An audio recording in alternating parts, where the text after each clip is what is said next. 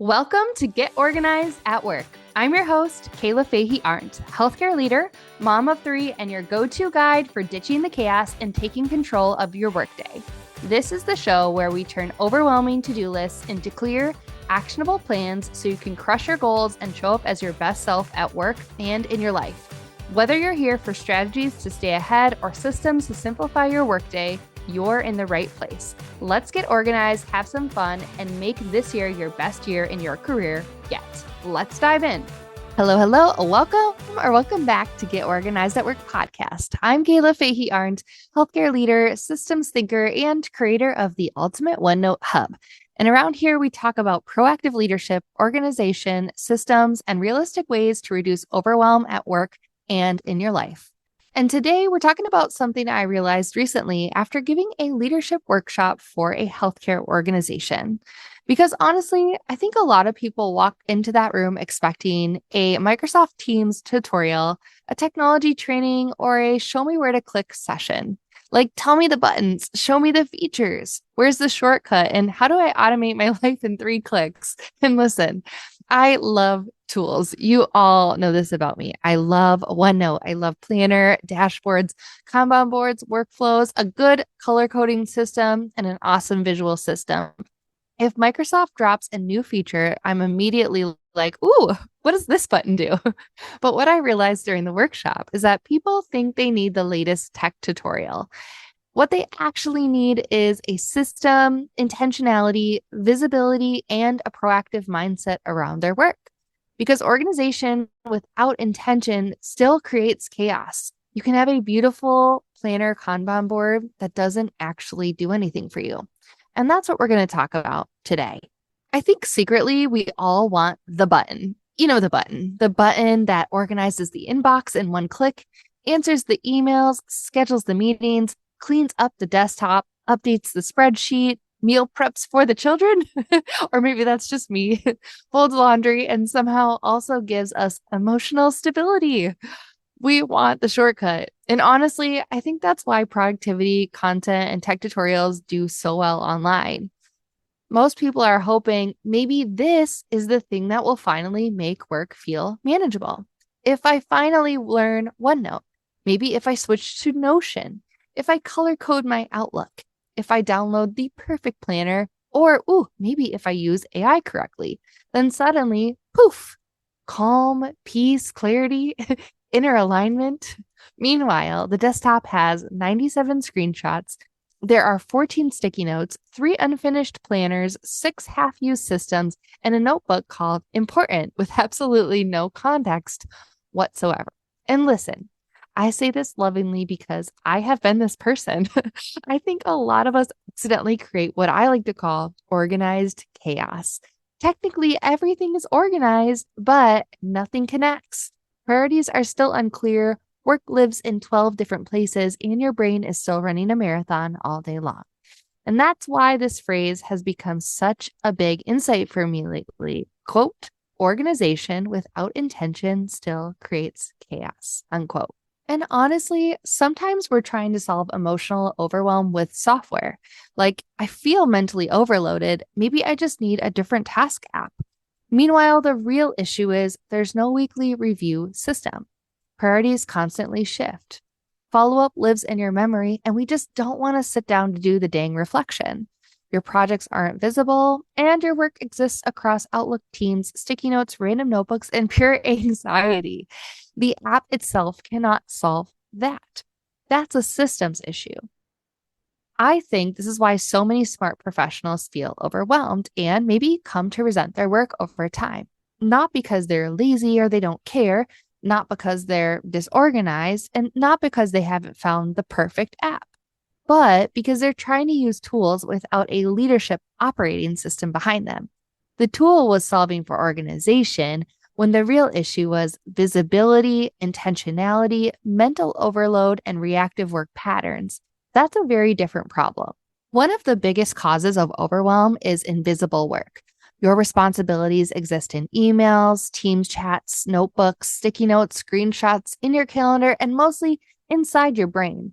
And eventually your brain becomes overloaded. You're trying to remember follow-ups, projects, deadlines, meetings, staffing issues, strategic priorities, family logistics, ideas, errands, and whether you already answered that message or if you just thought about answering it. And honestly, as a healthcare leader, business owner, runner, mom of three, I physically cannot rely on memory anymore. If it only lives in my brain, well, that information is fighting for survival. Because at any given moment, I'm simultaneously thinking about blood bank operations, podcast episodes, YouTube ideas, long run schedules, somebody needing something for ninja or gymnastics, whether the laundry has moved over, and approximately 37 ideas I had while driving to work. That's why this realization has become so important for me. Your brain should not be your task manager. Your brain is for thinking, creativity, leadership, problem solving, connection, and strategy, not for storing 700 open loops all day long. In previous episodes, I've talked about a second brain. Sometimes I think second brain sounds overly technical, trendy, complicated. First, I heard it on Ali Abdi's YouTube channel. He's got a few million subscribers, and it was an awesome idea. But honestly, a second brain is simply a trusted system outside your head. That's it. It's not that complicated. It's a place where projects become visible, priorities become visible, follow-up becomes visible, strategic work becomes visible. And visibility changes everything because you cannot strategically lead work you can't clearly see. That's why I love visual systems so much. Not because they're cute, although they're definitely cute, and not because I need rainbow dashboards for emotional support, although it does help, but truly, visibility reduces overwhelm. When your work becomes visible, your nervous system calms down. Decision fatigue decreases, you mentally stop carrying everything, and you regain clarity. Now, the outcome of being intentional and creating awareness is being proactive. And there is a difference between a reactive versus proactive leader. Reactive leadership feels like constant interruptions, urgency all day, context switching between tasks every 4 seconds, carrying everything mentally and responding nonstop. You are in your inbox all the time and you forget there's work outside of it. You spend the whole day feeling behind, scattered, and frazzled. And honestly, I think many professionals are operating this way without even realizing it because it feels normal. Like, what else am I supposed to do? I need to respond to these emails. But proactive leadership asks different questions. It asks, what actually matters? What outcomes am I or my teams driving? What needs visibility or escalation? What should be standardized? What should stop living in my brain? Or what should we stop working on? And what recurring stress could a system reduce? That's a very different way of operating.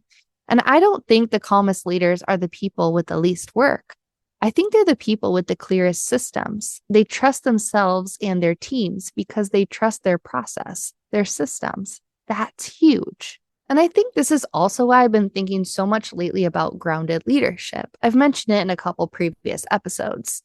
It's not hustle leadership or performative productivity. It's not waking up at 4 a.m. and optimizing your entire existence leadership, but I've been there. It's grounded leadership, leadership that creates steadiness, clarity, awareness, intentionality, and reduced mental friction. My systems are not about perfection. I'm a human, so they're not perfect by default. Some days everything looks beautiful and my dashboards are updated, my priorities feel clear, and I'm like, I am proactive and focused. And other days, absolutely not.